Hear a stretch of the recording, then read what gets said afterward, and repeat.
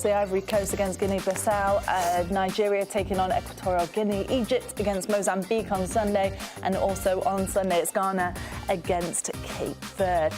So it all kicks off this weekend on beIN Sports, and for more on this, our friend Mbizo Mzamane joins us now. Good morning, Mbizo. Thanks so much for joining us. Happy Footy Kit Friday as well. What have you got on today? Which kit is that? This is Liga kit, and it's very similar to the one that they'll be using as their home kit in this AFCON.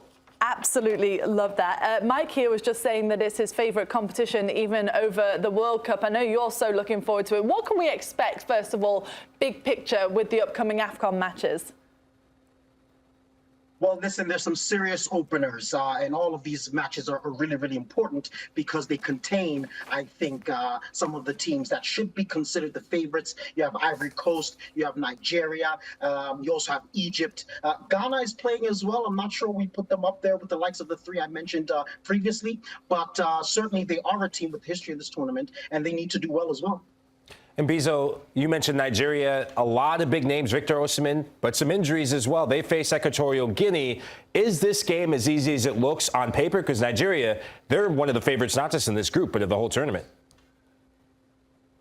Yeah, absolutely not. Absolutely not. I mean, as you mentioned there, they have grappled with a lot of injuries, poor form recently, and of course these raise questions about their contention status. And overcoming these challenges is going to be important for them to solidify their standing as serious contenders. They can't really afford to fail to secure these 3 points. And probably this is, not the easiest game in the world. I think Equatorial Guinea has actually made it to the quarterfinals on a number of occasions, even though they're not a mainstay in this tournament. So Nigeria is going to have to really be sharp and try to turn around their pro form of late, which included draws against Minnows, Lesotho, and Zimbabwe. And then, of course, their defeat to Guinea in a friendly just before. So, look, this is an important game for them.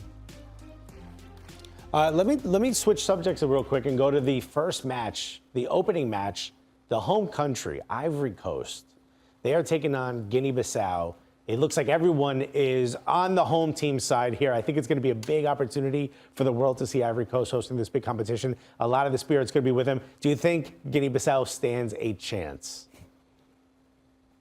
I think they have the best kit in the tournament. So the answer is no. That's the only title they're going to win, unfortunately. Probably the only thing they're going to win, unfortunately, this tournament. But look, this opener, again, holds paramount importance for the hosts. And they need to set the tone for this tournament. They need to set the tone with an emphatic victory and a commanding performance, not just obviously with 3 points, but their general gameplay.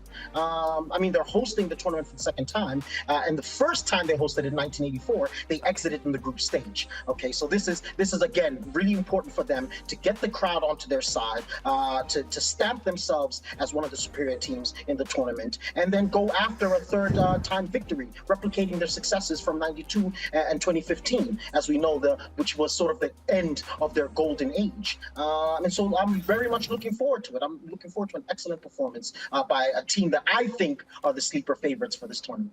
And Mbizo, have you heard any follow-up? I know there was some chatter early on about the infrastructure, fans being able to get from match to match, sort of some of that going on in Ivory Coast. Have you heard anything with that, or does it look like all that's been settled? I think for the most part it's been settled.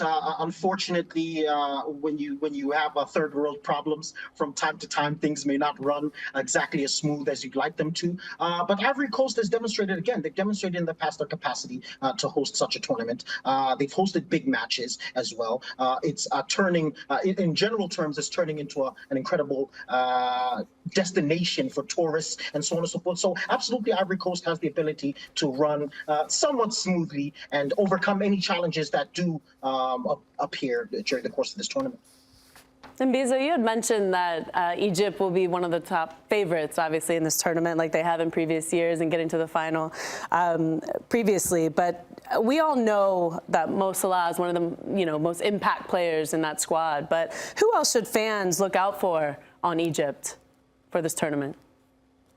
Well, that's a great question, and it's an easy one, which is Omar Marmoush. I think that's Mikey's one of Mikey's favorite players, at least the name to say he enjoys it. Look, this is a quality player. He's not particularly prolific for Egypt, but he's essential to any success that they're going to have. Fantastic hold-up play, can create goals for his teammates, can create goals for himself.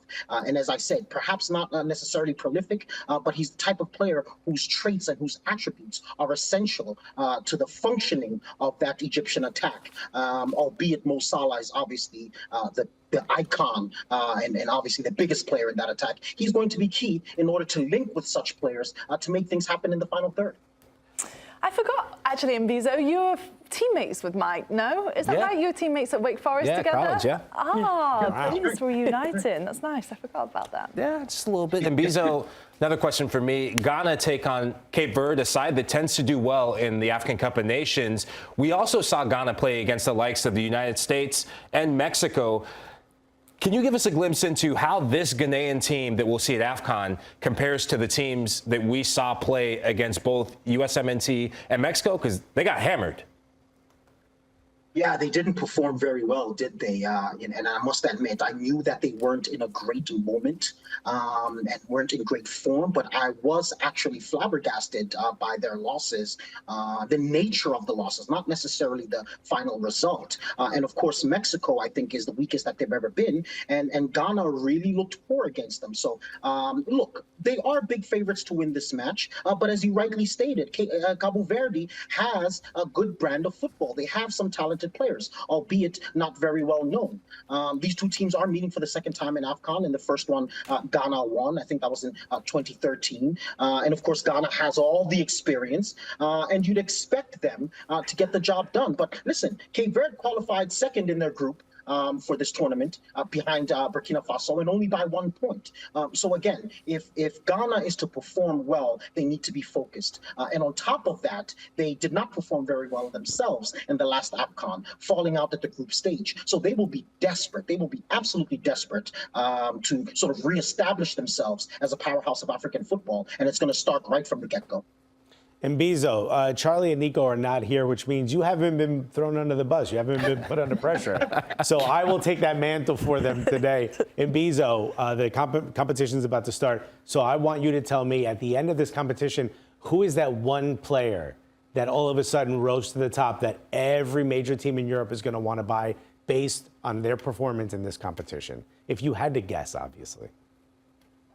Oof, that's a tough one. But I'll go with the Senegalese youngster, Lamine Camara from Metz.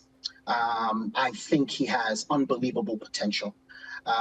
He does come from this connection that the club has with some academies on the continent, and I think that if he's given the opportunities, because that Senegalese midfield is quite stacked. But if he is given the opportunities under any circumstance, I think he's going to demonstrate his quality. He may not make a huge impact, for the fans or the average observer, but I think for scouts across the world, for scouts across Europe, they'll be able to recognize the talent that the 20-year-old has. And certainly he'll get onto the radar of big clubs all across Europe.